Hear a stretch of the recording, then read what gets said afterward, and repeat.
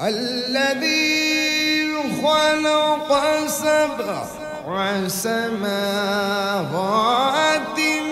طباقا الله أكبر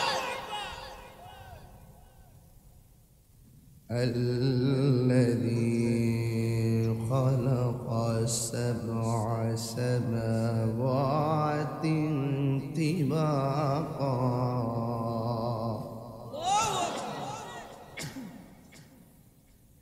بسم الله الرحمن الرحيم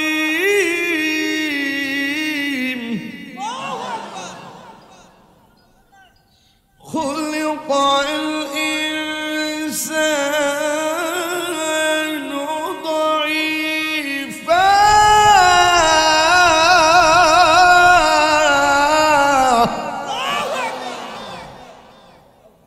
এত শক্ত করে পৃথিবী বানালো, এত শক্ত করে মাটি বানালো, এত শক্ত করে খুঁটিহীন আকাশ বানালো।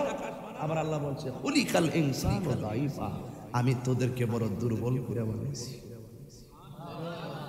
ওয়াজ যদি উড়ায় ফালাই দেন ফালাই দিতে পারেন। আমি কিন্তু পাতলা ওয়াজ করতেছি না, খুব ভাবার মতো ওয়াজ করতেছি। সন্ধ্যা রাত দিকে বুঝতেছেন না, গভীর রাত হলে ঠিকই বুঝতেন। কথা বলেন ঠিক না বেঠিক?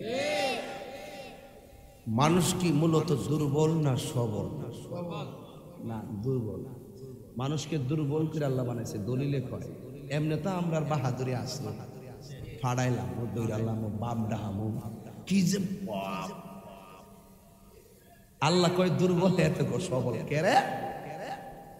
কুল্লু মান আলাইহা ফানি ওয়া ইয়াবকা ওয়াজহু রাব্বিকা যুল জালালি ওয়াল ইকরাম।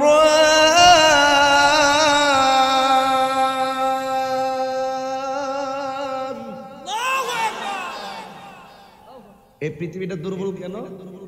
আল্লাহ এই পৃথিবীটার একদিন কুল্লু মান আলাইহা ফান, সব ধ্বংস করে ফেলাবে, এই জন্য দুর্বল। এখন যদি প্রশ্ন করি, এই সামিয়ানাটা মাত্র কয়েকটা খুঁটি দিয়া টানাইলেন কিনলে গিয়া? সিমেন্টের ফাল্লা দিয়ে কি টানাইতে জানলেন না? হুজুর সকালে তো এটা বানিয়ে গেলাম, এর লাগিয়া বাঁশ দিয়া কোন রকম বানাইছি। আল্লাহ কয় খুলিকাল ইনসানু দাঈফা, মানুষকে দুর্বল করে বানাইছি, তারা চিরদিন পৃথিবীতে দিবে না। যেই কোনো মুহূর্তে আমি আল্লাহ যখন ডাক দিব চলে আসতে হবে। বানাইছি আমি আল্লাহ, গোলামিও আমি আল্লাহরই করতে হবে। হাত তুলে বলেন ঠিক কি না বলেন?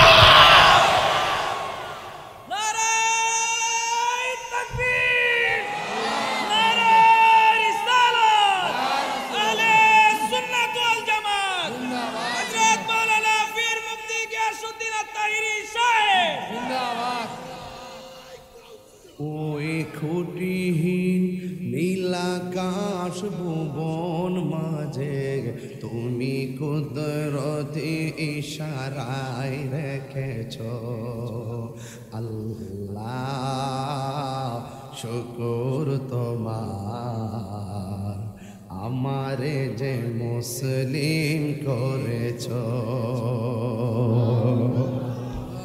আমার যুবক ভাইরা, আল্লাহরে চিনতে গেলে লন্ডন যাওয়া লাগে না। এই জুরিয়া বড় বাড়ির মাহফিলে বৈশায় আমার আল্লাহরে চেনা যায়। আমার চেয়ারের মধ্যে অনেকগুলো মানুষ বসা আছি, একটা মানুষের চেহারার সঙ্গে আরেকটা চেহারা মিলে না। এই ডিজাইনার তোর বাপ না, পৃথিবীর কেউ না, এই ডিজাইনার হলো একমাত্র আমার আল্লাহ। এই জন্য আল্লাহ বলছে আল্লাহ তা'বুদু ইল্লা ইয়াহু, আমি আল্লাহ ছাড়া কাহারও ইবাদত করা যাবে না। ও যুবক, আমার আল্লাহর রব্বুল আলামিন আমাদেরকে বানাইছে আল্লাহর গোলামি করার জন্য। এই জন্য আমার আল্লাহ বলেন ফাযকুরুনি আযকুরকুম ওয়াশকুরুলি ওয়ালা তাকফুরুন। আল্লাহ বলে ও বান্দা, তোমরা যদি আমি আল্লাহর স্মরণ করো, আমি আল্লাহ তোমাদেরকে স্মরণ করব। আল্লাহ কয় যদি তোমরা আমারে স্মরণ করো আমি আল্লাহ তোমাদেরকে স্মরণ করব। এখন জরিয়া বড় বাড়ির মাহফিল থেকে আমি আল্লাহরে বলবো, আল্লাহ তুমি যে বলছো তোমার স্মরণ করবা লাগা কেমনে স্মরণ করব? আমাদেরকে আমার আল্লাহ স্মরণের কিছু মাধ্যম বাইন্দা দিছে। 1 নম্বরে বানছে সালাত, 2 নম্বরে রোজা, 3 নম্বরে হজ, 4 নম্বরে যাকাত, 5 নম্বরে জিকির, 6 নম্বরে রিয়াজত, 7 নম্বরে সোহবত, 8 নম্বরে খেদমত, 9 নম্বরে মহব্বত, 10 নম্বরে ইবাদত। এইভাবে আমার আল্লাহ সবগুলো বাইন্দা দিছে, তোরা আমার এইভাবে স্মরণ করতে হবে।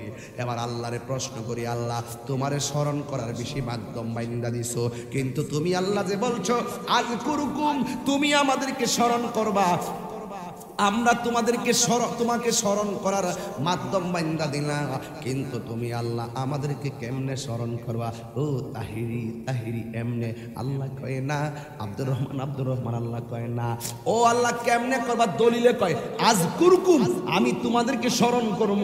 তাফসীর কইলা দেখেন লেখা আছে আযকুরকুম আইবির রাহমাতি ওয়াল মাগফিরা, তোরা আমারে স্মরণ করবি তোদেরকে বেঁধে দেওয়া ইবাদতের দ্বারা, আর আমি আল্লাহ তোদেরকে স্মরণ করব তোমাদের গুনাহ মাফ করিয়া। আর বড় করে কোনা সুবহানাল্লাহ কন্না।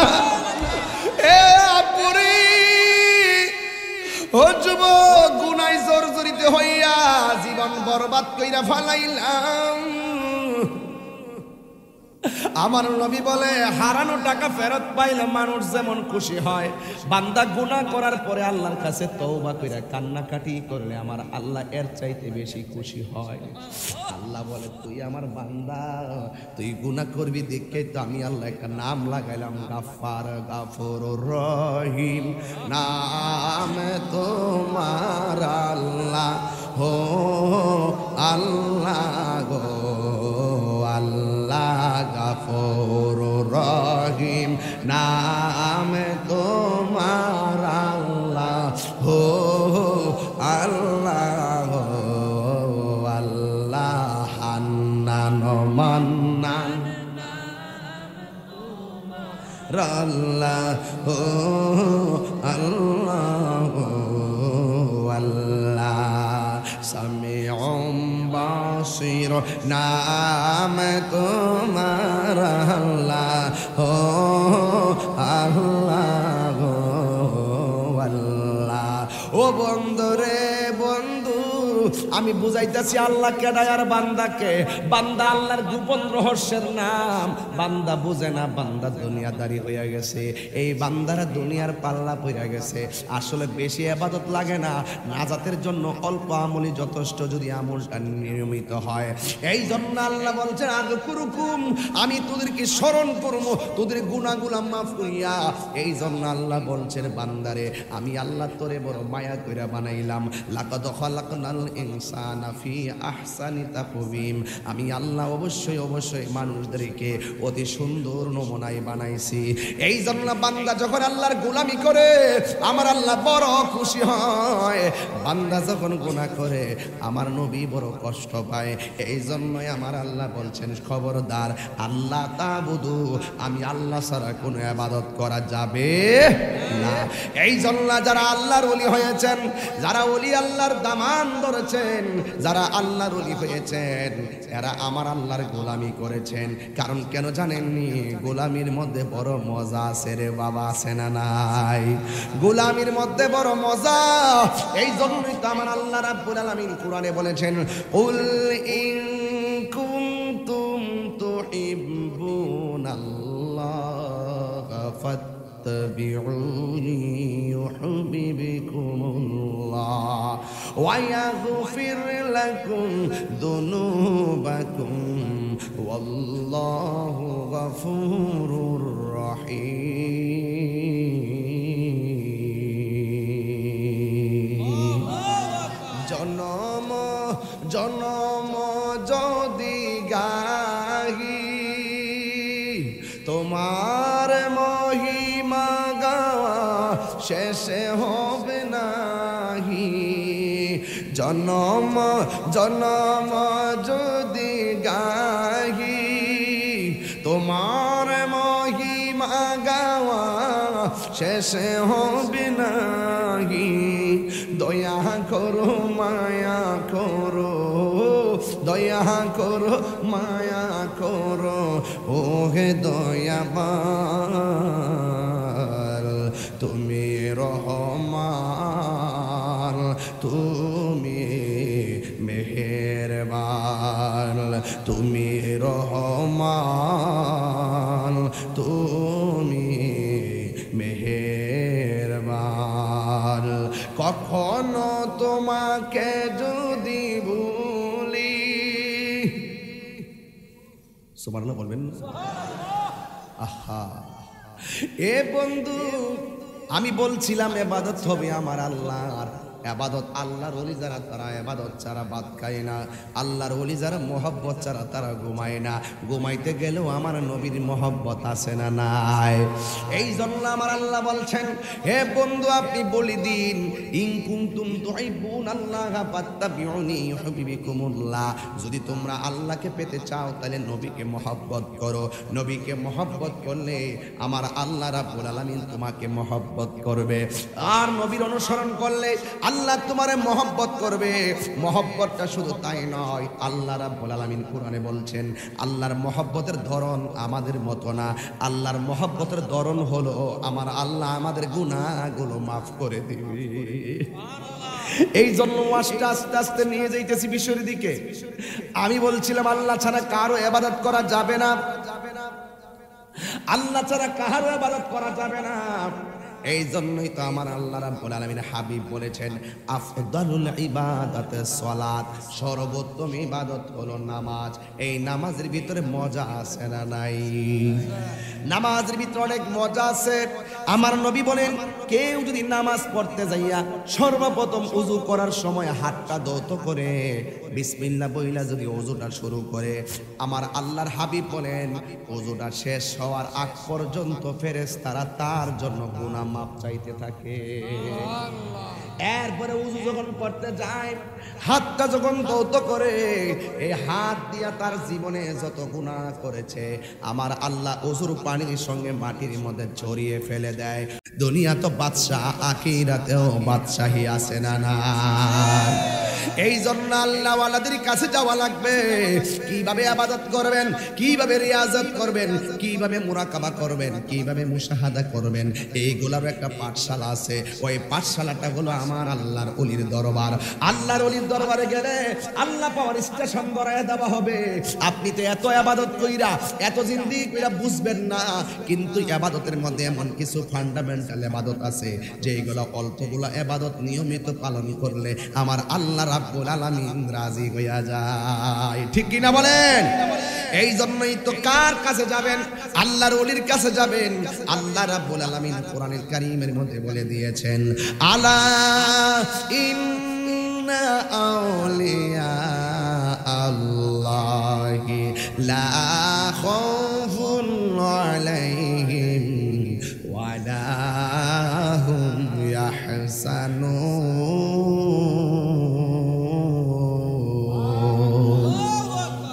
আল্লাহর ওলি যারা, এদের দুনিয়া তো ভয় নাই। এক মৌলবী ওই দিন কইতাছে, কইতাম নি ওইকে তোমার লামাই যে বাইকে যাবে সময় মতো তো ভাই না, নিচে ডাক দিলে তো মারো ভাই না। তারপরে কয়ালাই এক মৌলবী ওই দিন কইতাছে শাহজালালের কবর, শাহপরানের কবর, গোলাপ শাহর কবর, খাজা গরিবে নামাজের কবর, রোজা তো কই না, মাজার তো কই না, গজব করছি না মুহরম ক যত উঁচু কবর আছে লাইট তাইয়া বাঙ্গালাও। কি আপনার বাপের কবর দিয়েছেন আপনার বাড়ির পাশে, ইচ্ছা করলে কি কোনো বেড়ায় আপনার কবর বাপের কবরটা লাথি মারতে পারবো? কথা কনে গেলে সাধারণ একটা কবর কি লাথি মারতে পারবো? তাহলে যে ব্যাককল, যে বিয়াদব এই কথাগুলো বলে যে আল্লাহর ওলির মাজার যত উঁচু কবর আছে সব লাথি মেরে ভেঙে দাও, আমিও বলেছিলাম তার পাগুলা ভেঙে বঙ্গোপসাগরে ভাসিয়ে দাও। আর আমি ওই দিন সিলেটের মানুষ বাবা শাহজালালের রওজাকে ধরে রাখার জন্য, সংরক্ষণের জন্য প্রয়োজনে জীবন দিতে চাও কি চাও না? হাত তোলা বলা চাও কি চাও না? আল্লাহর ওলিদের বিরুদ্ধে ষড়যন্ত্র নতুন না।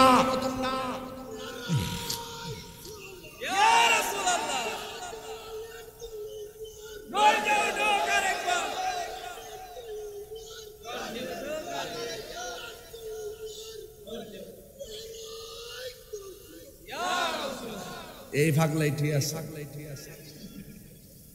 আমরা কি বলে গেলাম শাহজালালের নাম, আমরা কি বলে গেলাম শাহজালালের নাম। গাট্টির ভিতর আগুন লাগে, গাট্টির ভিতর আগুন লাগে শুনলে যাহার নাম। আমরা কি বলে গেলাম শাহজালালের নাম। ঠিক ঠিক না? আমি গাটি কইলে তোরার কেন জলে রে বন্ধু, তোরার কেন জলে। এই জন্য ওয়াজ এখনো শুরু করি না, মুকাদ্দামায় আসি। এই আমার যুবক ভাইরা, আল্লাহর ওলির রওজা মুবারকে যারা লাথি মারার স্বপ্ন দেখে, তাদের স্বপ্ন কেবল স্বপ্ন থাকবে, কোনোদিন পূরণ হবে না। কারণ আল্লাহর ওলিদের প্রেমিকরা এখনো ধরার বুকে জিন্দা আছে না না। সাবধান বলে দিলাম, ওলি আল্লাহর বিরুদ্ধে এই সমস্ত বাজে কথা বলে বিপদ ডেকে এনো না। আমাদের কিছু বলতে হবে। আমরা কি কোনো মারামারি করি? রাস্তা দেখছে লাঠি নিলাম জীবনে আমরা মারামারি করি, কাটাকাটি করি, ঠেলাঠেলি করি? আমরা ধৈর্য ধারণ করি। ওই যে দলিলে শাস্তি হবে, মান আদালি ওয়ালিয়ান ফাকাদ আযানতু বিল হারবে। যারা ওলি আল্লাহর বিরুদ্ধে বিরোধিতা করবে, স্বয়ং আল্লাহ তাদের বিরুদ্ধে ডাইরেক্ট যুদ্ধের ঘোষণা করে। এই জন্য আমি অনুরোধ করব, অনর্থক আল্লাহর ওলিদের বিরুদ্ধে বক্তব্য দিয়া নিজের বিপদ নিজে ডাইকাই নেন না। খাল কাইটটা তুমি রাইন্দা আপনি মান হাফারা হুফিরা, আপনি কবর করবেন আরেকজনের লাগিয়া নিজে কবর ফিরা মরবেন। আল্লাহর ওলিরা হইল প্রেমের আগুন। বনের আগুন দেখা যায়, মনের আগুন দেখা যায় না। বনের আগুন পানি দিলে নিবা যা, মনের আগুন পানি দিলে নিবে না। কথা কোন ঠিক না? এই মনের আগুন একটা নূর। নূর কি? নূর। ইত্তাকু বিফিরাসাতাল মুমিন ফাইন্নাহু ইয়ানজুরু বিনুরিল্লাহ। যদি প্রেমিক হতে পারো, তোমার চোখের মধ্যে এমন বেলায়েতের পাওয়ার দিবে, সেই নূরের আলোতে তুমি সব দেখতে পারবে। বাবা শাহজালালের নজরে বেলায়েতের নূর আসে না নাই?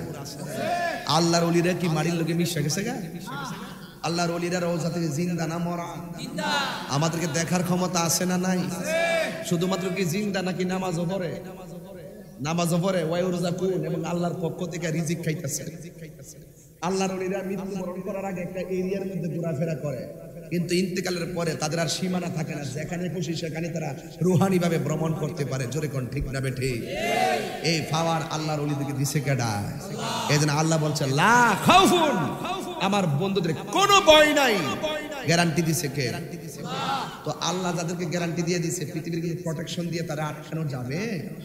কোনো শিকল দিয়ে তারা বাধা যাবে? এই জন্য আমরা ওলি আল্লাহ দরবারে যাই ব্যাটারি চার্জ করবার লাগে। কি চার্জ করবার লাগে? ব্যাটারি চার্জ করবার লাগে। এরা কাছ থেকে ব্যাটারি চার্জ করি, নেটওয়ার্ক নেই, আর এরপরে মাহফিলে আমরা সাপ্লাই করি।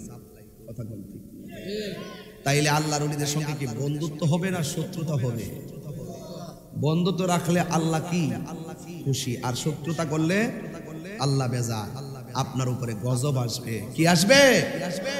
এই জন্য যারা ফালতু কথা বলে এদের কোনো দোষ নাই, আর তাহিরি জবাব দিলে তাহিরির দোষ হয়ে যায়।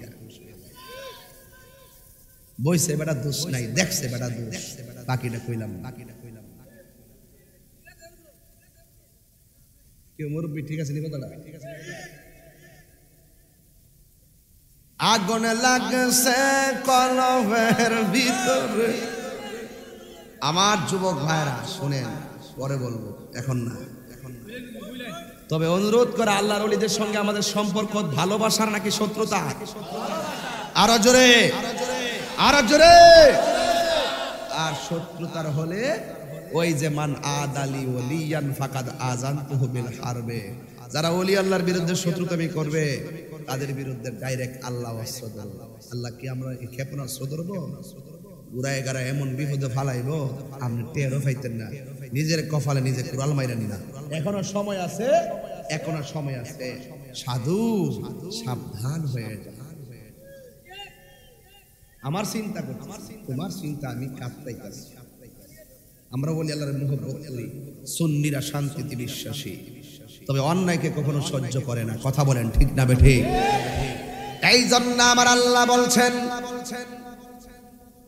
লা খাউফুন, আল্লাহর ওলিদের কোনো ভয় নাই, ওয়ালা হুম ইয়াহসানুন, হাসরের ময়দানে সবাই যেদিন পানি পানি বলে কাঁদবো, নিজের ঘামে নিজেরা যেদিন সাঁতার কাটবে, ওই কঠিন মুসিবতের সময় আল্লাহর ছায়া বিনে যেদিন ছায়া থাকবো না, ওই দিন আমার আল্লাহ রাব্বুল আলামিন ঘোষণা দিয়ে দিয়েছেন, আমার বন্ধু যারা হবে বিভীষিকাময় প্রান্তরে, আমার বন্ধুদের কোনো চিন্তা নাই। ওয়ালা তাহিনু ওয়ালা তাহসানু ওয়া আনতুমুল আ'লাউনা ইন কুনতুম মুমিনিন।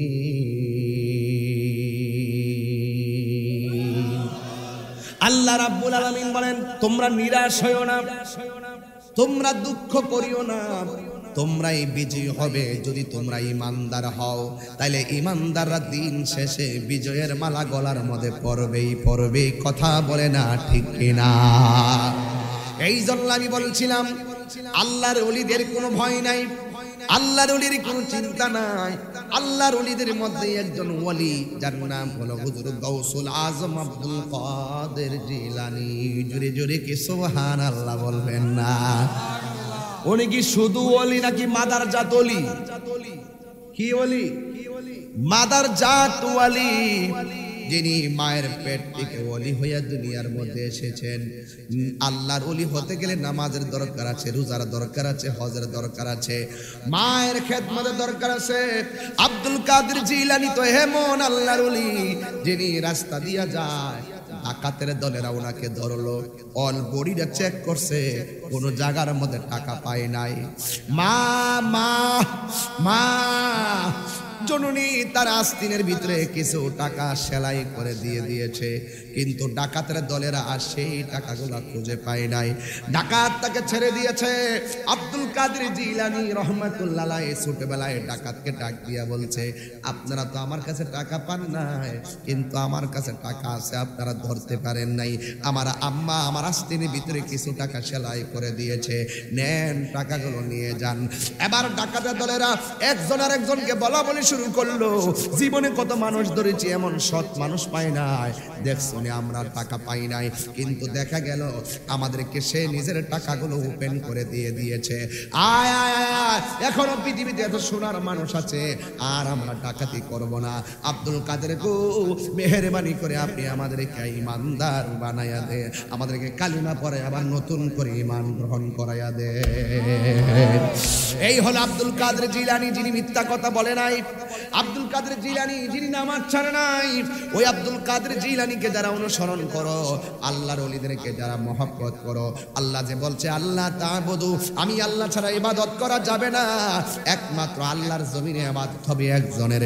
জবানটা খুলে বলুন তিনি কে? এই আব্দুল কাদের জিলানী মুর্শিদের কাছে মুরিদ হলো,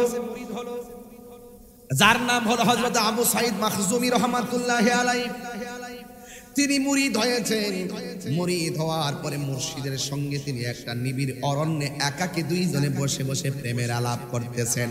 আল্লাহর ওলির দরবারে কয়েকটা সেকেন্ড বসে থাকা অসংখ্য দিনের নফল ইবাদতের চাইতে আরো বেশি সওয়াব।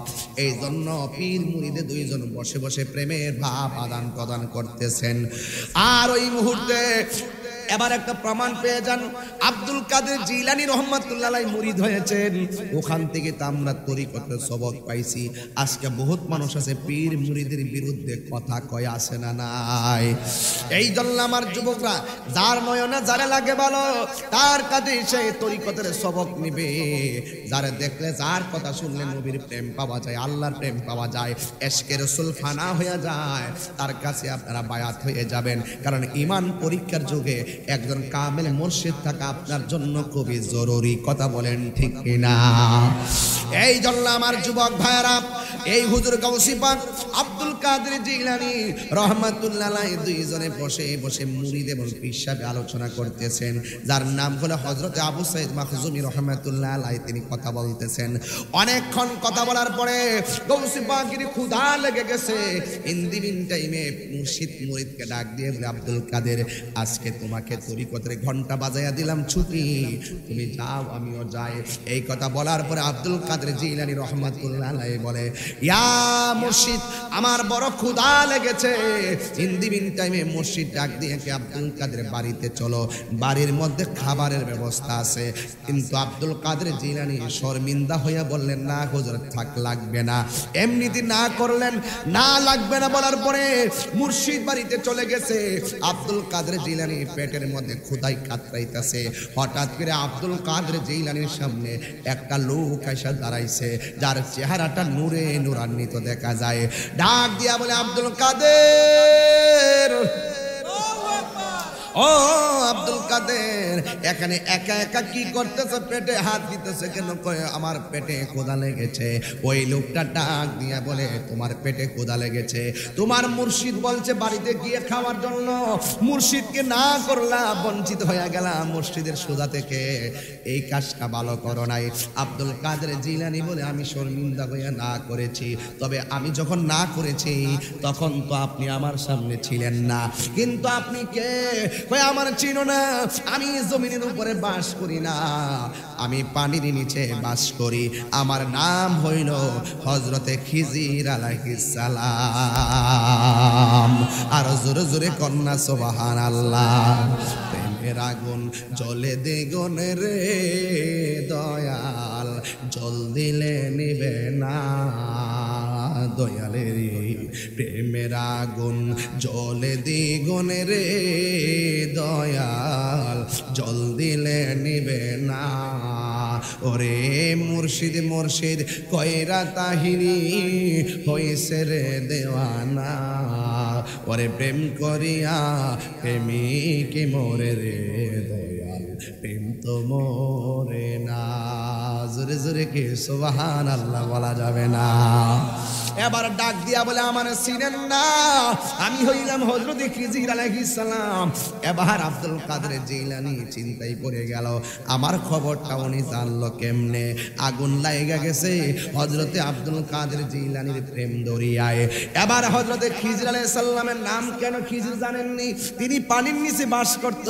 পানি থেকে যখন তিনি মরুভূমির মধ্যে উঠত, তখন ঘাস ওই জায়গার মধ্যে সবুজ ঘাস হয়ে যাইত, এই জন্য ওনার নাম হলো খিজির, যার নাম হলো খিজির। খিজির মানে হলো সবুজ। আখদারুন থেকে আহমারুন অর্থ লাল, আবিয়াদুন অর্থ সাদা, আসওয়াদুন অর্থ কালো, আবিয়াদুন অর্থ সাদা, আর আখদারুন অর্থ হলো সবুজ। উনি যখন মরুভূমির বালুর মধ্যে বসতো, ওই জায়গার মধ্যে আমার আল্লাহ তার বসার গুণে সবুজ ঘাস বানায়া দিত। এই জন্য ওনার নাম খিজির, এই জন্য ওনার নাম খিজির। খিজির আখদারুন। একদিন ওই খিজির আলাইহিস সালাম কেমন দেখেন, একদিন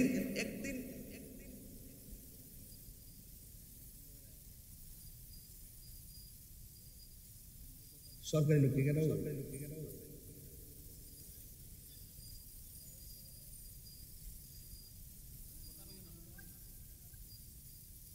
আমার থেকে দূরে যায়, আর দূরে যায় না, মাফি করে কথা কথা। খিজির আলাইহিস সালাম কেডা? মুসা নবীর উম্মত। মুসা নবীর বলছিল, মুসা নবী গো, আপনি তো নবী, আপনি আল্লাহর সঙ্গে কথা বলেন, এই মুহূর্তে আপনার চাইতে এত জ্ঞানী কেউ নেই। মুসা আলাইহিস সালাম মনে মনে একটা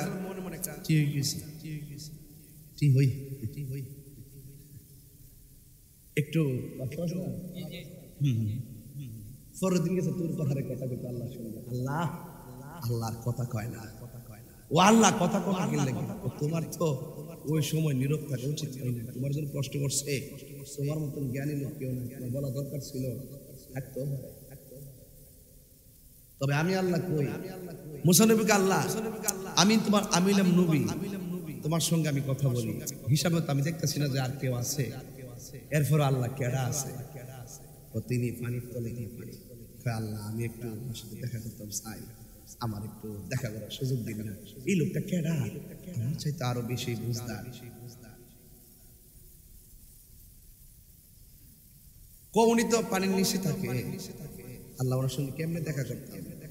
একটা মাছ বাজি কর, কি বাজি করবা, একটা মাছ বাজি কর, মাছটা বাজি কইরা একটা কড়াইয়ের মধ্যে রাখবা, রাইখা দুইজনে তুমি ওই নদীর উপর রওনা দিবা।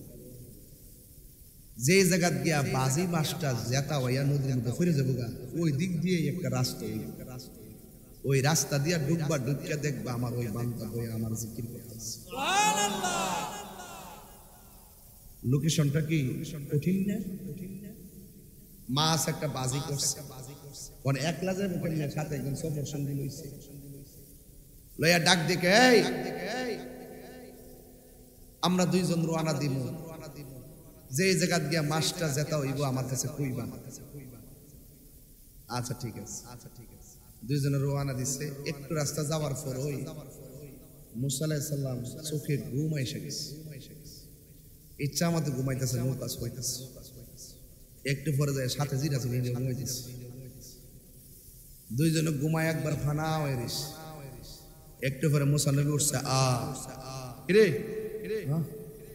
ঘুমাই রে শুদ্ধি মাছটা দেখছি না, আমি ঘুমাই গেছিলাম না, কস কি থা, আমি ঘুমাই গেছি তোর সজাগ থাকবার লাগে, আমি তো ঘুমাই গেছিলাম না। তখন যা কেউ জানে না, জানে একজন, তিনি কে? তোর পাহাড় থেকে বিনা তারে কালেকশন লাগাইলো আল্লাহ, মাছটা কো, মাছ তো যেতে হয়ে গেছে গা। ও আল্লাহ আমি তো ঘুমাই গেছিলাম না, কইতারি না, কি করতাম, নৌকা ঘোরাও, নৌকা ঘোরাইছে। একটু ঘুরতে ঘুরতে যাইয়া দেখো যে জায়গা পড়ছে ওই দিকে রাস্তা হইছে, সুবহানাল্লাহ। নৌকা ঘুরাইয়া দেখতেছে ঠিকই একদিক দিয়ে একটা রাস্তা হয়ে রয়েছে, প্রতিবন্ধক, দুই নদীর মাঝখানে প্রতিবন্ধক হয়ে রয়েছে, ফাঁক হয়ে রয়েছে। আল্লাহ ইডা নি কহ, ইডা তো ঢুকছে, রাস্তা বানাই দিছে। একদম তলদেশে যাইয়া দেখে একজন লোক বসে বসে আমার মনিবের জিকির করতেছে। এই জন্য আমি প্রায় মাহফিলে বলি, দেখরে আল্লাহর হস্তে একটা অনুরোধ করে কইয়া যায়, পানির মধ্যে পেশাব করেন, বিনা কারণে পানির মধ্যে পেশাব করেন। বিনা কারণে পানির মধ্যে পেশাব করলে কয়েকটা সমস্যা। এক নম্বর হলো কবিরা গুনাহ, দুই নম্বর স্মৃতিশক্তি কমে যাবে। পানির ভিতরে, পানির নিচে একজন পয়গাম্বর থাকে, জোরে বলেন সুবহানাল্লাহ। তিনি হলো হযরত খিজির আলাইহিস সালাম, জোরে বলেন না সুবহানাল্লাহ। মুসা আলাইহিস সালাম গেলেন, গিয়ে দেখা করলেন, সালাম বিনিময় হলো। বলল যে আপনার কাছে এমন কিছু আছে যা আমার কাছে নাই, আল্লাহ আমাকে পাঠাইছে, আপনি যদি আমাকে কিছু সবক দিতেন জেনে যেতাম কি এমন আছে, তাইলে ঠিক আছে, আপনি আমার সঙ্গে চলুন, কিন্তু শর্ত আছে একটা, আমাকে কোনো প্রশ্ন করা যাবে। কেন এই কথা বলা যাবে? ঠিক আছে, রওনা দিছে। দুইজনে মিল্লা একটা নদী পার হইছে। নদীটা পার হইয়াই গরিবের নৌকা, পার হইয়াই নৌকাটা তলেটা ছিদ্র করে দিছে, নৌকাটা আস্তে আস্তে ডুবে গেছে। যেই মুসা নবী আল্লাহ নবীর কথা কইলেন, উনি কার কথা না কইয়া ফেলে ডাক দেখো, এটা কি তা করলেন? গরিবের নৌকাটা দিয়ে পার হইলেন আর নৌকাটা ছিদ্র করে ডুবাই দিলেন। কাজটা কইল খিজির আলাইহিস সালাম, এই যে বুঝতাম না, কেন কোনো প্রশ্ন করা যায় না? আসলে আচ্ছা ঠিক আছে, আর করতাম। এরপরে রওনা দিছে, সামনে গেছে, সামনে যাইয়া দেখে একটা ছেলেটারে দুনিয়ার থেকে বিদায় করে দিছে। একটু আগে নৌকা সিদ্ধ করে দিলেন, আর ওহন গজ গজ বাচ্চাটা মেরে লাইছেন। এই কাজটা কি থাকবে? আমি না কইছিলাম কোনো প্রশ্ন করা যায় তো না, তাহলে ঠিক আছে, আর প্রশ্ন। এরপরে আবার এত বড় একটা বিল্ডিং কাইতে রইছে, খিজির ইসলাম আঙ্গুলে এটারে সোজা করতেছে। আপনার হিসাবটা বুঝতেছিলেন, নৌকা আপনি ভাঙ্গা লাইলেন, মানুষ একটা মাইরে লাইলেন আর এমাদা বেড়ার বিল্ডিং সুজা করে দিলেন।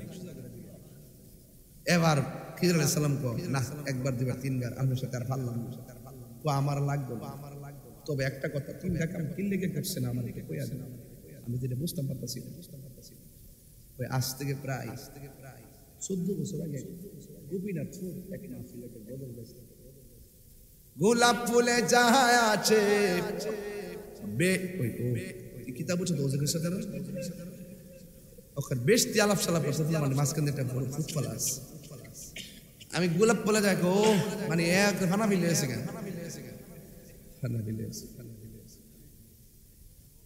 যাক বক্ত তো শক্তই, প্রয়োজনে রক্ত দিব, এটাই তো স্বাভাবিক কথা কোন ঠিক না মাইন্ড করছি না আমার ফলাফল। কিছুদিন আগে মানুষ কইছিল চাই রিওয়াজ করে ছোট ছোট ফলাফল রিওয়াজ করে অন সায়াদ আমার ছোট ছোট ফলাফল amazing figure and fighter and rising player হয়ে গেছে, কিরে ঠিক নেই রে ফলাফান্ডি ইডিশে সর থাকলে চলো মাঠ ওকে হয়ে যাবে ঠিক না, যে ওটা কইছ না আমার শরীরটা সব বিশুদ্ধ হয়েছে না বুঝছ তুই ও কইছ, আচ্ছা সাটা দিব না এত করে মানে ওর সাথে গলা বয়লে দিছে ইতে রেওয়াজ করলাম খাইলাম টাইলাম না, আমার সময় নাই আর একটু সময় আছে বাবা, আমি কি লাইন ছাড়া ওয়াজ করতেছি, আমার সময় অল্প আছিল, আমি মায়া কইরা বানাইছি পাগল হইছি, আমার 10 মিনিট পারতাম, যাক অসুবিধা নাই আমি আসছি, আমার জানা যখন করলাম আরো বহু জায়গা দূর লাগে তো টিপ তো 2-3টা মারণ লাগে,